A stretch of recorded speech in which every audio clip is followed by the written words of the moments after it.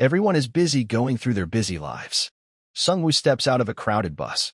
He seems to be pretty exhausted from his travel. He has to go through this rough bus travel daily because he is commuting from his home. His friend Hanho makes fun of him because Sungwoo completed his harsh military service as a Special Forces Reserve Sergeant, and now he can't even bear 2 hours of commute.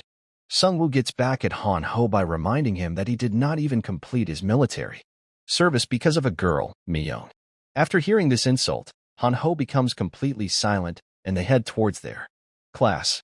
On their way, Sungwoo feels a bit bad about the silence of his friend and asks him if Hanho is crying. Hanho points towards the sky at the top of the library building and tells Sungwoo that he saw a message in the sky saying, "Downloading monsters," and that message disappeared after the timing reached 100%. Sungwoo thinks Hanho is sad about his previous girlfriend and he is seeing things in the sky because he spends most of his time playing video games. Sungwoo tells Hanho to snap back to reality and they both head towards their respective classes. During the lectures, Sungwoo becomes a bit dizzy and it's hard for him to stay awake. Suddenly, a blackout happens and all lights went out. A system message popped up in front of everyone in the class. It was written in the system message to pick a class which can help them in the apocalypse.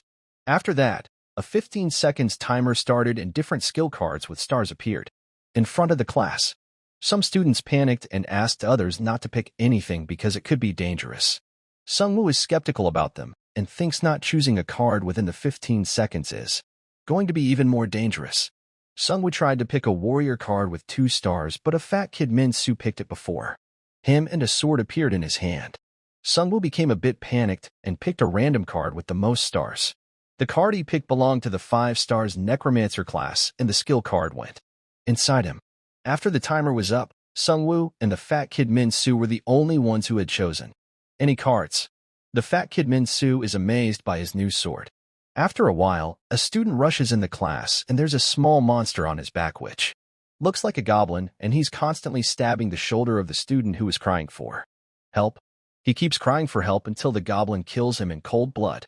Sungwoo starts running away from the goblin, leaving Sungwoo at the front because they think it's their turn next. Some students request Min-soo to do something because he's the only guy with the sword. But Min-soo is a coward and he's not quick enough to adapt to this situation. Sungwoo also thinks that depending on Min-soo is useless and he has to get out of this situation on his own. The goblin plunges towards Sungwoo with this small dagger. Sungwoo thinks that he will also be done for if he gets caught up like the previous kid. The goblin killed. Sungwoo kicks the goblin with all of his might, which throws the goblin a bit back. Sungwoo realized that the goblin barely felt like it was 30 pounds and he can easily kill it. He picks up a chair and smashes the head of the goblin with all of his force. The goblin is defeated and he receives 10 gold from the system for defeating the goblin. Everyone is shocked after watching this. Sungwoo is quick to adapt to this situation and realizes that the world is fused with the game. Sungwoo is busy understanding the current situation. A system message pops up which tells Sungwoo that he can command the dead under his authority. He touches the goblin skeleton option in his command list, and the dead goblin behind him reanimates as a skeleton. At this point he understands that his necromancer class allows him to summon the undead beings. 2 more goblins rush inside the classroom. Sungwoo orders his undead skeleton to kill those 2 goblins. The skeleton plunges at one goblin and it stabs him in the shoulder. The stab wound is not deep enough, and he gets pushed back by the goblin. Both goblins gang up on him and start chopping off his bones one by one. Sungwoo thinks that he needs to help his skeleton, and getting rid of these 2 goblins is easy. But he needs a proper weapon, so he asks Min-soo for his sword, but Min-soo is a coward and rejects him. Sungwoo thinks he is pretty pathetic and asks him to use his sword to peel potatoes. Sungwoo picks up another chair and throws it towards the 2 goblins who were attacking his skeleton. The goblins are knocked back a bit by the chair, and the undead skeleton seizes this chance to end them both with his knife. Sungwoo receives 20 gold for defeating both goblins.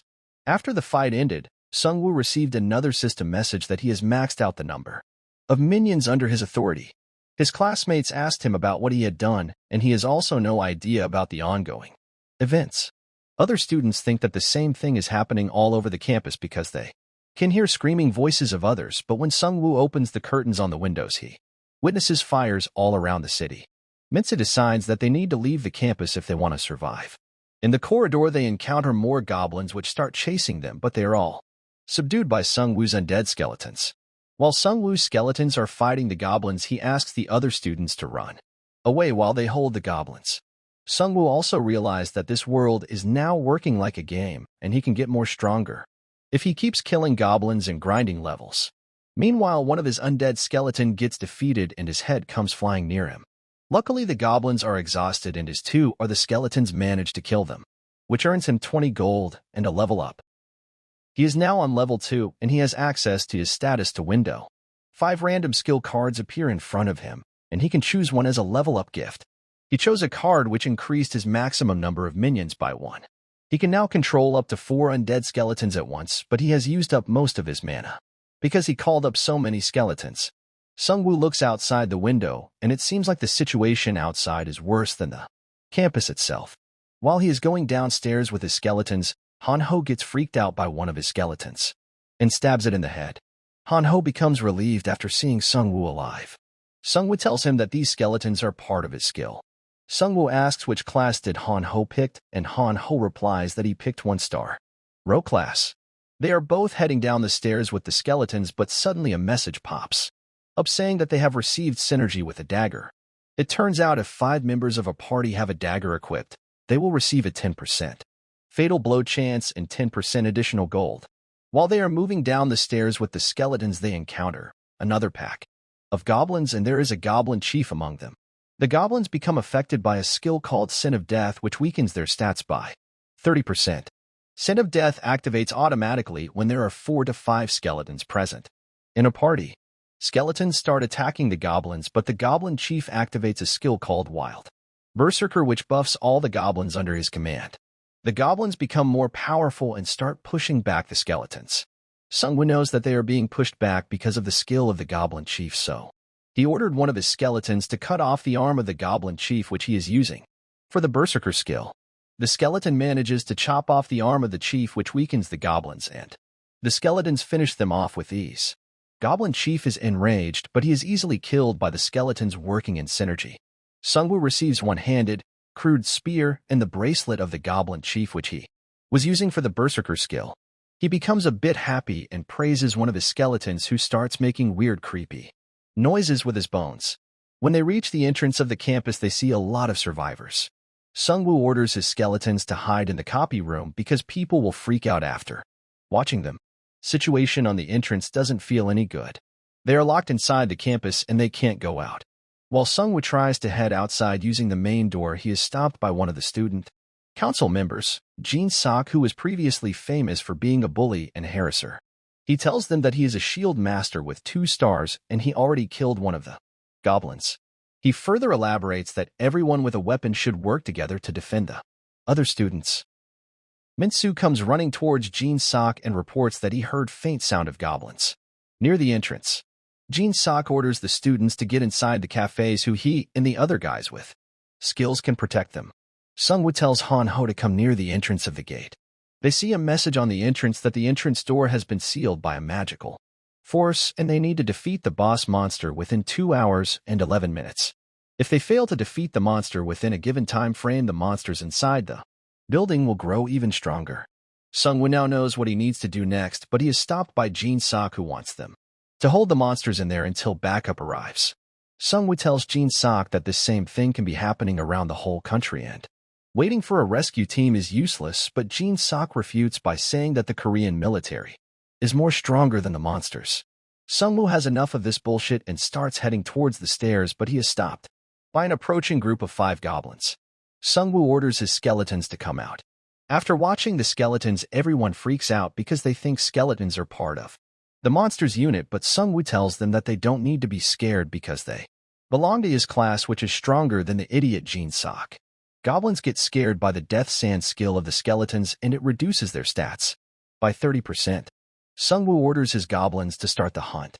Meanwhile, people in the cafeteria were panicking and making noise as they watched what was happening through the windows. A group of guys looked through the glass in shock, seeing the goblins approaching. Jong Sik opened his mouth in horror and cursed, not understanding what was happening. In a narrow corridor, the goblins engaged in a furious battle with the skeletons, both sides armed with daggers. One of the yellow-eyed fanged creatures sitting on the floor after the blow, was clutching his sore head. In some places, the attacks caused bright flashes, in which goblins screamed furiously. Sung-woo grimly held the spear in front of him with both hands, preparing to attack. Two bony, resurrected creatures were now fighting back the goblins, who were flying back from the powerful blows. The necromancer sharply began to swing his spear, cutting down the short opponents who were trying to flee in panic. Chung-sok, covering himself with a shield, watched the fight in horror,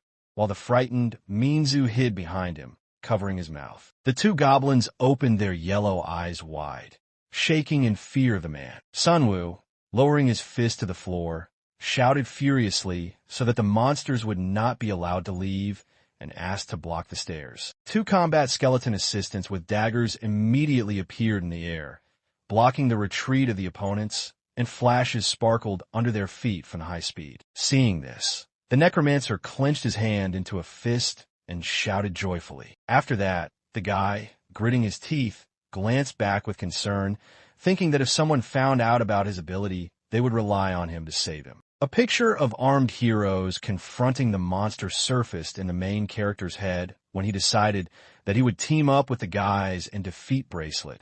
Creating a magic circle and an orange glow, a notification announced the essence of the artifact. Now the guy watched as skeletons with orange energy fought goblins without much difficulty, mentally concluding that there must be worse opponents in this game. The students watched the necromancer in bewilderment, realizing that he could control the undead. One shocked girl widened her eyes and asked which faculty the necromancer was from, to which she was told that he was from writing. Meanwhile, on the battlefield, skeletons crawled on the floor while one of the goblins attacked them and tried to escape. Noticing this, Seong-woo swung his spear furiously and gritted his teeth. He hit the tip of the weapon directly in the lower back of the short monster, lifting him into the air and piercing him through. Having defeated the goblin, the guy looked up and exhaled with relief, realizing that he had succeeded. The crowd, watching from the sidelines, rejoiced and encouraged the hero. Two happy guys were happily discussing Sunwoo,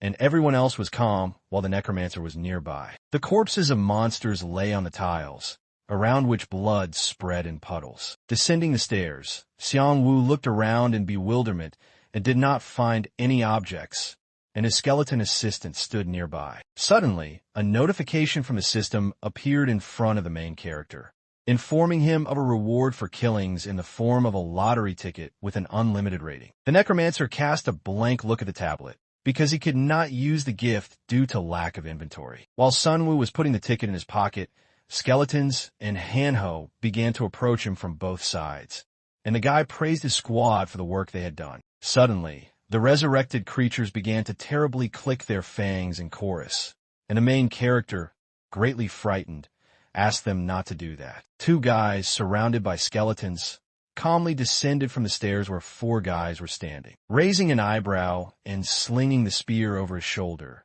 Seong-woo concluded with a grin that it was useful. Chung-sok, hearing this, looked at the guy in shame, twisting his mouth and breaking out in a cold sweat. The guys headed to the cafeteria doors. Now, in addition to the crowd of frightened students and defenders, there was a squad of curious skeletons inside. Seong-woo spoke seriously to the crowd of people, mentioning the message on the door, and everyone began to panic and ask what they should do. Pointing to the burning sign, the main character stated that the solution was on it, and said that the boss of the monsters was located somewhere. The crowd began to look at each other in panic, not wanting to do anything. Sunwoo held out 2 fingers, indicating that they had approximately that many hours left to defeat the main monster. A skeleton assistant stood in front of the necromancer while he gave an inspiring speech to motivate the guys to action. One guy from the crowd of students raised his hand with a scared look, saying that he had seen the boss of the monsters. He recalled how he went out to smoke on the roof,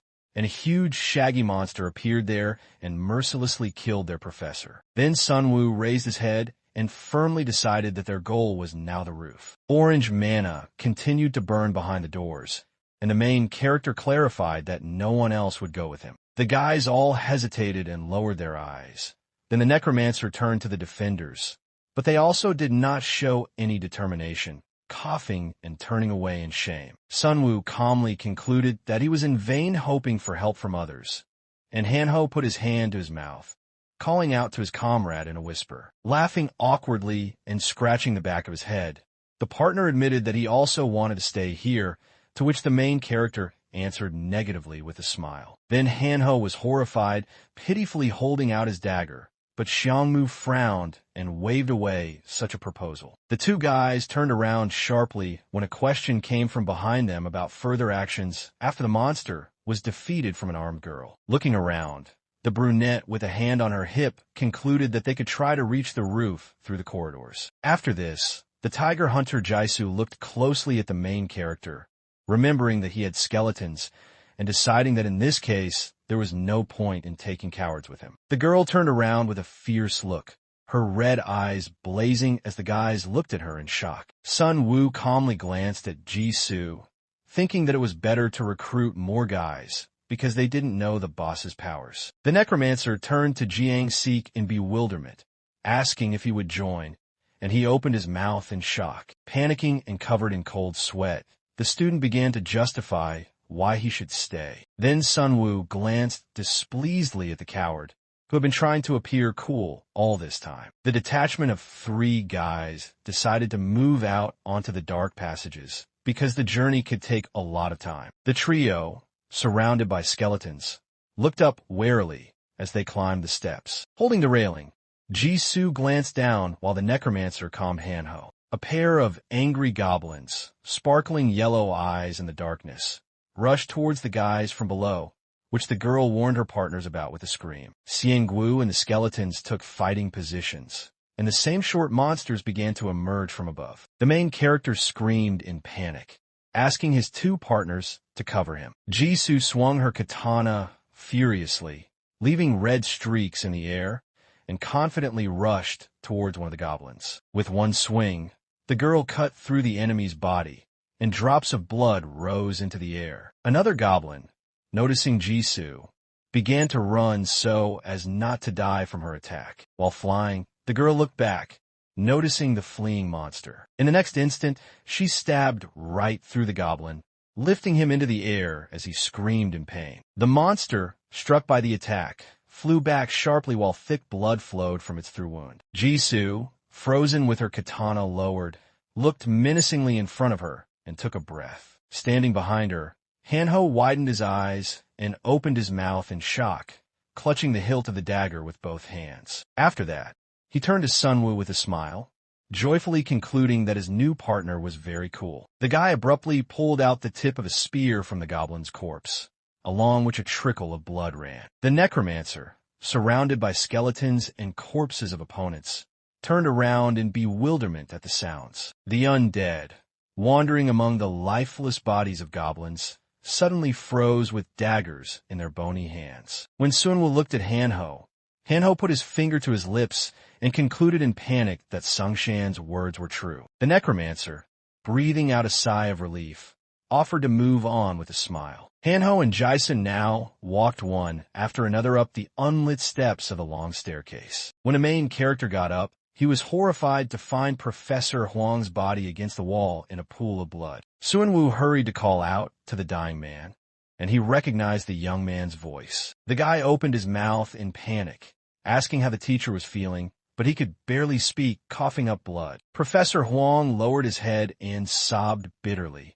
admitting that the students died because of him. Sunwoo looked at his interlocutor in horror and asked him to calm down, and he, trembling violently, remembered how he and the guys went to the laboratory. The professor concluded that they could not stay there for long, so he suggested going up to the roof. They had a contingency briefing, so they headed up without fear. Then Sunwoo widened his eyes and clenched his teeth in tension, wondering what happened next. The professor said that a terrible monster appeared on the roof and attacked the guys. 3 partners, standing in the dark, surrounded by skeletons, began to look around. Spitting blood through his teeth, Huang asked Sunwoo to never go up to the roof. The man grabbed the shocked guy by the jacket, demanding that he survive. After these words, Professor Huang lowered his head and died, and the trio looked at him sadly. The necromancer tightly grasped the spear in his hand engulfed in a blue glow. Blue mana sparkled above the gloomy hero's bowed head. A system window popped up in front of the young man, notifying him of an exclusive task to avenge the death of the professor. Reading the description, Sun Wu decided that fate was a turning point that could change his entire life. The necromancer clenched his teeth from tension and cast a sad glance at the man, loudly asking why all this had happened to them. After that, Xiang Wu resolutely headed up the stairs along with the skeletons, and Hanho below asked with bewilderment whether they would really go to the roof. The resurrected goblins turned questioningly to the guy, waiting for him to start moving. Sun Wu cast a menacing glance upward, frowning deeply. The armed trio, accompanied by skeletons, decisively burst into the boss's room, ready to fight the monster. The orange sky burned against the background of the roof, and a column of smoke rose to the left. At the top, a makeshift camp was built with huts and a fire, filled with ferocious yellow-eyed goblins. The monsters carefully examined the corpses of students lying everywhere on the roof. Watching the outrages of the monsters, Xiang Wu grinned angrily and frowned. Behind him, Hanho was pointing at something above in a panic, his eyes widening and his mouth opening in horror. In the distance lay the body of the guy's classmate, which the goblin was greedily biting, raising his hand in a red jacket. Jisoo cast a contemptuous look at the vile creatures, tightly gripping the hilt of her katana and preparing to attack. Hanho looked in bewilderment at Sun Wu, who sharply raised his hand with a bracelet, clenched into a fist, wondering why such terrible things were happening to them. The thought arose in my head that this was due to weakness. Waving his hand, the necromancer walked forward with concentration and called his partners to follow him, concluding that they must become stronger. Hearing the stomping, one of the goblins turned around in bewilderment with wide eyes. He hurried to the other two relatives, revealing their equipment with daggers, and in his own way warned of the approaching people. The goblins stopped running, abandoning all their important matters. All the monsters gathered in one place, surrounding an armed trio of students who arrived on the roof in the company of skeletons. While Song Wu looked intently at the opponents, Hanho asked with a frightened look whether it would be better for them to just run away now. At that time, the skeletons stood nearby, preparing for battle, and the necromancer mentally concluded that the atrocities needed to be stopped. Moving his hand to the side, the main character clenched his fist, and the bracelet on his wrist began to sparkle in an orange glow. After that, a magic circle appeared around the hand, activating a strong ability. A system window popped up indicating that wild madness had been used, increasing damage and attack speed for 10 minutes. And the eerie skeletons began to emit a powerful orange glow. The goblins screamed furiously, rushing towards their opponents with a menacing look. However, the skeletons, creating a barrier of themselves, did not let the ferocious monsters through. One goblin attacked the skeleton with a dagger, but he put out his bony hand in front of him, and the blade got stuck in the space between the radius and ulna. A sudden bright flash illuminated the space, spreading out into orange streams. Shrouded in a bright glow, the goblin now screamed in agony as his body was cut in several places. A fierce battle was fought between the skeletons and the yellow-eyed monsters, and both sides attacked the enemy mercilessly. Watching the fight, Sun Wu furiously shouted for his teammates to use the skeletons as a shield. While the resurrected creature covered the necromancer, he furiously pierced the goblins with a spear. Jisu's eyes glowed red fiercely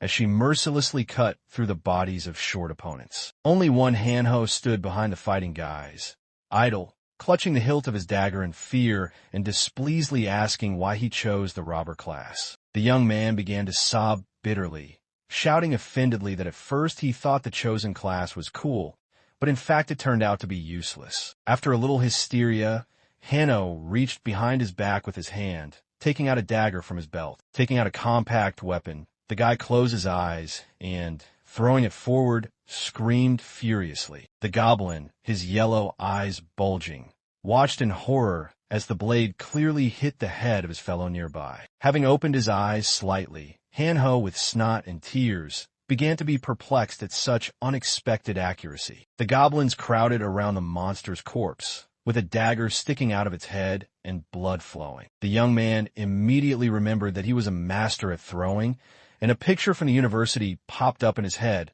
where he was throwing cutlery out the window with a smile. Noticing the approaching goblin, Hanho confidently struck him with his hand, so that the short creature flew back. One of the monsters watched in horror, as another of his relatives nearby was pierced by a dagger. Hanho spreads his left palm, examining it carefully. Taking on a serious look, the young man, who had noticeably gained weight, concluded that this was his talent. Three goblins against the background of the orange sky at this time looked at each other in panic, holding daggers at the ready. A system window popped up notifying that the smell of death had been activated, reducing the characteristics of opponents, and the skeletons began to exude powerful blue mana, extending far beyond their bony bodies. Creepy skulls with fangs appeared in the air, overtaking the goblins, who were fleeing in horror. A bright flash appeared among the things on the roof. Then the yellow-eyed monsters turned their shocked gazes to the source of the explosion,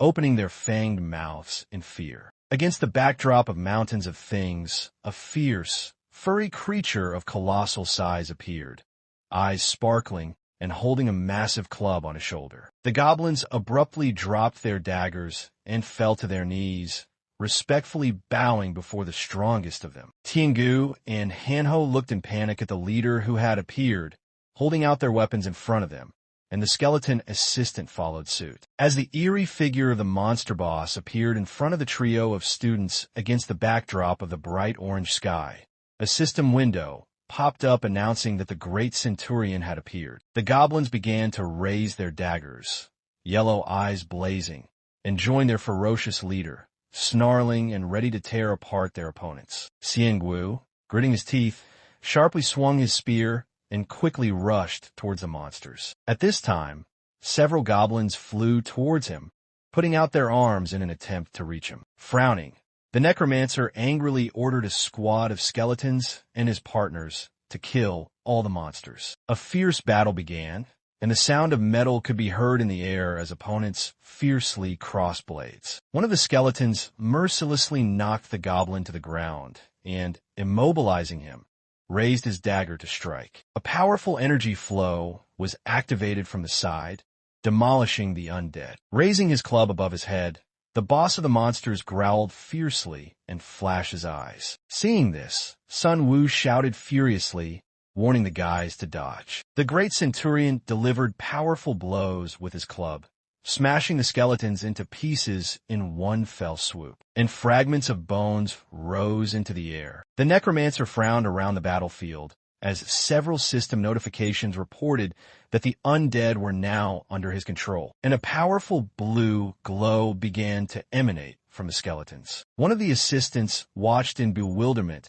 as the enemy rushed towards him. The monster boss angrily swung his massive club, scattering a squad of undead and staring with yellow eyes at the skeleton retreating back. At this time, Sun Wu, clenching his teeth tightly from tension, quickly flew towards the centurion, attacking his assistants. The guy stopped in front of the monster boss, wanting to save his fighter, and suddenly the system reported a strong reduction in mana, after which the main character concluded that he could not constantly resurrect skeletons. After this, a bright flash from a powerful blow appeared in the sky. Many daggers flew at high speed at once into the great centurion's muscular arm. The weapon-throwing Hanho stood with his hand outstretched and, with a malicious smile, asked if he could help restrain the boss of the monsters. Bloody daggers began to fall down as the great centurion, with a fierce look, began to sharply raise his fist to strike and emit a warlike growl. Now Hanho looked at him in panic, not understanding why the monster was angry, and Xiangwu, looking at his partner with bewilderment, said that he had hit him. When the great centurion rushed towards the well-aimed guy, he ran away with loud cries and pleas for mercy. The skeletons with red and blue mana stopped, watching in bewilderment what was happening. Panho, continuing to run away, rejoiced and thanked the guys. The ferocious boss of monsters at Skeleton was flying furiously from behind towards the great centurion, raising a dagger in the air to attack. He sharply thrust the blade into the flesh of the colossal monster and it immediately bared its teeth menacingly, becoming even more ferocious. Turning around, the boss of the monsters kicked the skeletons, attacking him with all his might, and he flew back sharply. As he flew, his bones began to crumble, and remnants of orange mana came out of his eye sockets. The great centurion let out a warlike roar and flashed his eyes as Jisoo began to raise her katana behind him. The girl swung her blade sharply, striking the monster boss with a powerful blow, and the blade left a long, bright streak in the air. Clutching his chest, the great centurion growled angrily as Jisoo stood waiting behind him. She stood proudly over the defeated colossal goblin, katana lowered. Streaks of blood were visible on the girl's face when she said with a menacing look that she would like to kill the great centurion in one blow. Watching Jisu's attacks, Sunwoo concluded with shock that all her movements were refined and meaningful, not like those of an ordinary person. Glancing at the undead army in the blue glow, the guy gloomily decided that he, too, needed to think about a strategy. The boss of the monsters was now sitting on his knees as opponents were approaching him from all sides, among whom were skeletons and the furious Jisoo. One of the necromancer's assistants began to attack the colossal goblin from behind,